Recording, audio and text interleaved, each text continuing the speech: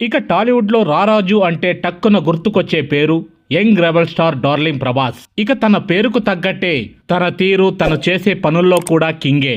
ఇక rebel star Prabhas ఇంటికి ఎవరు అతిథిగా వచ్చినా తన అతిథి మర్యాదలతో ముఖ్యంగా వెరైటీ ఫుడ్స్ వండించి లేదా తెప్పించి పెడతారనే పేరుంది.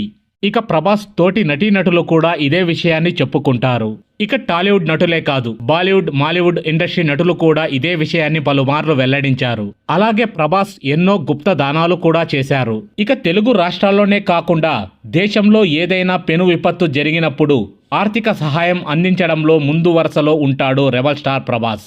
ఇక ఇప్పుడు తాజాగా మరోసారి వార్తల్లో నిలిచాడు Tollywood most eligible bachelor Prabhas. ఇక తెలుగు చలనచిత్ర దర్శకుల సంఘానికి భూరి వితరణ చేసి మరోసారి వార్తల్లో నిలిచాడు డార్లింగ్. ఇక అక్షరాల 35 లక్షల విరాళం అందించారు.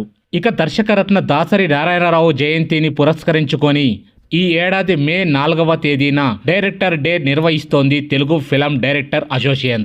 ఇక హైదరాబాద్ లో ఎల్బీ స్టేడియంలో ఘనంగా వేడుకలు నిర్వహించనున్నారు.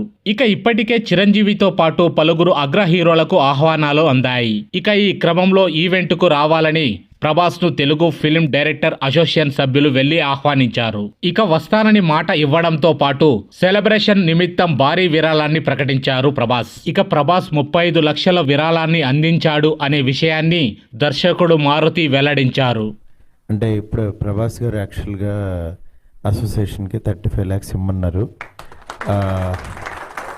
ఇంత డబ్బు ఇవ్వమన్నారని తనకు కాల్ చేసి చెప్పారని దర్శకుల సమావేశంలో వెల్లడించారు మారుతి.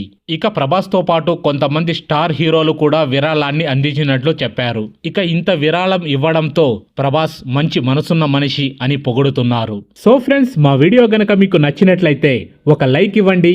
మీకు మరెన్నో మూవీ అప్డేట్స్ కావాలంటే మా ఛానల్ని సబ్స్క్రైబ్ చేసుకోండి.